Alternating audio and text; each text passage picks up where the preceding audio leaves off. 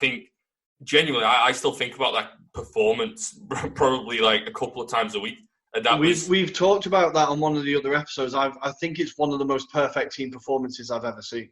It's one of the best performances I've ever seen. Yeah, I've never seen football played like that, and I've not seen football played like that since. And I think that everyone is trying to chase playing the near perfect game like that. Yeah, I've never, a Champions League final to be that one-sided.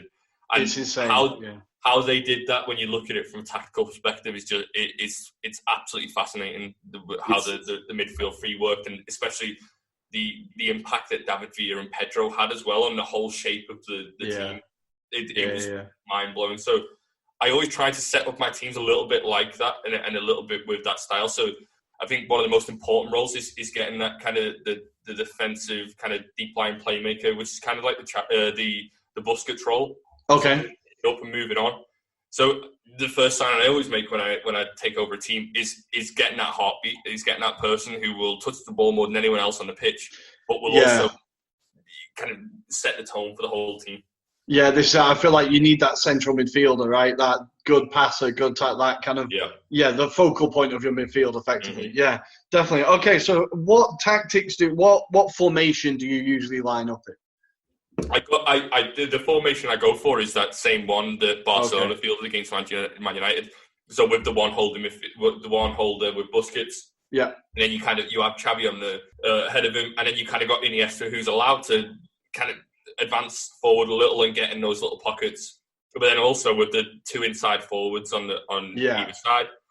And then I like my wing backs to I'm also influenced by Liverpool's use of wing backs. Okay. Yeah. I feel like that has also kind of changed football in a way. So I like the fact that Mane and Salah come inside and essentially become strikers when they're in an attacking phase of play, and then they also bring the full backs on. You just become a relentless attacking force. So I mean, it's hard to do this when you're Southport in the It takes a while. Don't have very talented footballers, but. We can dream. What do you prefer as a nickname? Pep Klopp or Jurgen Guardiola? What's the better one? Jurgen Guardiola. That's a good one.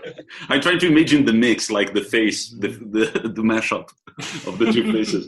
But that's actually very interesting. And that Barcelona-Manchester United final, well, I always knew that it was a sort of a turning point into football tactics. But I'm realizing it more and more, even by doing the podcast, how many times that game comes up. We bring it up. I agree with you both. It was like a turning point in worldwide football tactics. It was like the proof that tiki-taka eventually worked very, very well. Yeah, I think in terms of modern football, that changed football just completely. And we don't look at football the way that we did before 2011. Yeah, exactly. And it needs to be said that was a very good Manchester United team as well. And for them to do that, Manchester United. For them to do that to that team, it says it all, really. Great. So we now know what type of manager you are. So now we're going to talk about your best save that you've had. If we think about your greatest achievement in any of the FM editions, what year was it? What club were you? What happened? Take me through the season. I mean, it's tough because I've been an avid player for 20 years, so I've had a lot of fun. I've had a lot of heartache along the way as well. Yeah. But maybe it's because it's fresh in the memory, but genuinely probably my favourite achievement is actually last year. Okay. So I put a poll out on the page. So you get on FM, you get these ruts. You get these ruts where you don't fall in love with a club, and I guess the managers get that as well in real life. They take a job and they're like, this job isn't for me. I can't. The players, that it's not working. There's just something about the club that doesn't work very well. And I was in one of those ruts, and I put a poll out, and I put a question out on the Instagram story of Footy Manager Memes, and I said, listen, I need something to kind of rekindle my love for Football Manager. And there was thousands of responses, and one of them was, I don't know why this response stuck out to me, but someone said manage a team called Van Lerser in Denmark. He said the guy who messaged me, said that it was where Michael Laudrup started. Oh wow, nice. At the youth academy, but that's pretty much all they've ever achieved in their whole history. So they're just a club that Michael Laudrup trained at when he was younger. So I just thought, you know what, I'm going to start with them. And then so they were an amateur side in Denmark when I took them over, and we won. We got promoted to the Danish Superliga. We won 5 Danish titles. We managed a couple of Champions League quarterfinals towards the end. Wow. Which hurt me a lot to go out there. But there was an incredible journey, and also the club themselves, because the club is still quite low in Denmark. The club got really big. The club kind of went viral because I was playing with them. So that's great. That's great. So they started getting kind of thousands of likes or hundreds of likes on their posts. And it was all the followers congratulating them on beating Barcelona. We beat Barcelona after 10 years. And when I went on the actual Van Leeuwen Instagram page, the comments were just well done, boys, you beat Barcelona. And the real life players of Van Leeuwen must have been sat there what's going on here? And the club got in contact with me, and they were absolutely great. And I think they quadrupled in Instagram followers, and they really loved it, and they came along on the journey. And that's amazing. I was just getting so many messages every day saying, how's Van Leeuwen going? So I had to constantly update the Instagram on what we're doing and show them. And it was just, I think because of how many people came along with that journey and the club itself, it was great. So once lockdown's over, I'm going to Denmark to Van Leeuwen for a stadium. Nice. Oh, that would be great. Dude, this is a beautiful story, man. Yeah, it was great. You can get the shirt with your favourite regen on the back, all that, right? They're trying because they're still they're still a semi-professional club now, but they're trying to get me a shirt because no one sells the shirts. There's no retailer that sells the shirts, especially to get them to England. So they've told me to leave it with them, and hopefully I'll get a shirt with Bond on the back. That's amazing. Mate, have them chuck one also for your girlfriend who's had to put up with all this. She deserves more than the shirt. She deserves a necklace. So you said it would be Bond on the back. Who is Bond? Oh, that's me. Sorry, of course. Yeah, my surname's Bond. Number one. My although it should probably be my favourite player, who was his name was Khaled. I signed him from the French 4th division, I think, and he played for me for 11 years, and he was a magnificent gentleman. I still think of him often. Nice. He's a real player as well. I need to research him a little more, but he's a real player. I was wondering, what number would you go for under Bond? Is it 007? Listen, it would be if I didn't get James Bond jokes every day of my life. But well, there you go again. Sorry, I'll mute myself again. I was a striker back in the day, so I'm number 9. 009. Classic. Yeah. 009. Well, it's one of the things that when we were kind of planning for this episode, I was trying to think of the best regen or the best player. The first player that came to my mind was, so my best ever save was, of course, with Crew Alexandra. And it was in FM 13, I want to say. So it was a squad that had just been promoted to League One. It was a good batch of youngsters. We had Nick Powell at that time when he still had all the promise. Another FM legend. I think there'll be a lot of players listening going, yeah, I remember him. And I managed to take them up to the Premier League in about 3 seasons. So it was kind of back-to-back promotions. The Championship's quite hard to get out of usually. And eventually I ended up winning the Champions League back-to-back and the Premier League back-to-back. And there was one player, and I tried to get his name on the back of the Crew shirt, and he was a regen called Christopher Elk, and it was like one of those Polish L's. But because the club didn't have that L, I couldn't get him on the back of the shirt. I was gutted.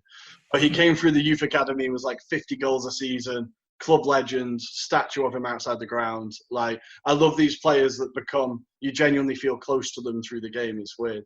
Yeah, I had one. So every year I also do a save with my hometown, which is Skelmersdale United, which is kind of near Liverpool. And listen, if any listener knows what Skelmersdale is, it's the worst place on planet Earth. It's the roughest place on planet Earth. It's got horrible gang crime. It's hell on Earth.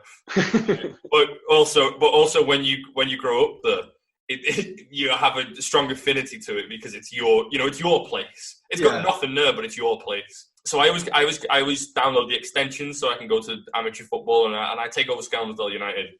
And it was this one guy that always stands out to me, and he was so I got a youth player through my academy, and he was Argentinian, and I thought, no one from Argentina has ever stepped foot in Skelmersdale. No one from outside Skelmersdale has ever set foot in Skelmersdale. But here I have this Argentinian kid called Lucas Arias. And he was a striker, and he was so problematic. He was like Balotelli, but he was 15 years old. And he was a striker at Skelmersdale, and he was Argentinian. It was such a bizarre mix, but he scored 12 goals in his first 7 games, and then I was besotted with him. But the thing is, he was problematic. He had a really bad personality. But it's kind of I had that. You know when managers always fall in love with Balotelli and they're like, I'm going to change him. Yeah. I'll be the manager that makes this player fulfill his potential. He left me after 1 season on a free contract after refusing to sign another one. He retired when he was 18 years old because he couldn't find the club. It was a tragic story, but I loved that so much. Brilliant. So, time out. So there's got to be someone who is developing the software that, like under the options for character, is just like total dick, like horrible person. It's incredible. The research, I'm thinking about, like the actually programming of the game. There is so much data to consider, to weigh in. It's incredible. Well, it's insane. Their network of scouts is like insane for the game. In every country, they have people that specialize in like a division in a country, and they just spend the whole time meeting the players, judging them, watching them training. Like the network is crazy in depth. It's crazy in depth. Yeah, I was reading on a Reddit thread a few weeks ago, or maybe a few days ago actually, and there was a guy from Sweden who essentially just knew kind of like this. I think it was the 3rd division of Swedish football. He was a fan of a club there, and Sports Interactive actually approached him. And said that we need your knowledge of the Swedish 3rd division into Football Manager. So they paid him for a year to be a researcher of that. And can you imagine that job? They flew him to Wembley to watch an England game. They gave him beer, they gave him food, and yeah, he had very, very fond memories of just being a Swedish researcher for FM, which is just crazy. But the amount of people are involved in the research that goes behind these players is insane. That's why clubs look at FM to scout players, because FM actually has probably more resource than a lot of clubs when it comes to scouting players. Yeah, I think when you see the growth in the game from, like we talked about, so my first ever game, like my first version of it as well was 01-02, and I fell in love with that game. But if you see in only 20 years, the advance in the game is insane from that very basic, like you said, playing a spreadsheet, to what it is now. The growth has been unbelievable. Oh, it's insane. It's this year they've got XG involved, and they've got proper data going into it, and proper like kind of data companies. It's taken it to a whole new level, and the lines between actual football management and Football Manager are actually getting blurred. It's quite ridiculous. It's seeping into the real world slowly. Yeah. So one thing very quickly, I kind of want both of your opinions, because I've never asked Rory about this. I'll start from Liam. What do you think about the expected goal stat? How important is it actually in the weight of the game? Because it's something very new. I feel like some people who don't have Twitter, they might not even know what the expected goal average is. I'm going to find a book that I read. I can't remember what it was called. I read a book that was about. So I was a cynic about expected goals. It seemed like people making money from essentially just saying, "Oh, you had some chances." Yeah. That's what I feel like. But I feel like you guys have different opinions than I do. I think so. There's a good story about. I'm thinking about this off the top of my head. So Marouane Chamakh, who signed for Arsenal from Legend. was it from Bordeaux? Yeah, he killed it in France. Yeah. So he did really well at Bordeaux. He scored a lot, and then I think when Arsenal signed him on the back of that, and then in his first 10 games for Arsenal, he scored 10 goals or something ridiculous, especially in the Champions League. I think he got like 6 Champions League goals as well. He got a really good start. He had a really good start. And then he had a horrible, horrible rut for not scoring. And it was one of the worst like kind of goal scoring ruts in modern history. And what happened was that a data scientist came to Arsene Wenger, and he showed Chamakh's expected goals in the French league. and then also showed Chamek's expected goals when he came to Arsenal. And what he showed to Arsene Wenger was that in the French league, he'd actually be overly performing. He shouldn't have got the amount of goals that he should have. So that eventually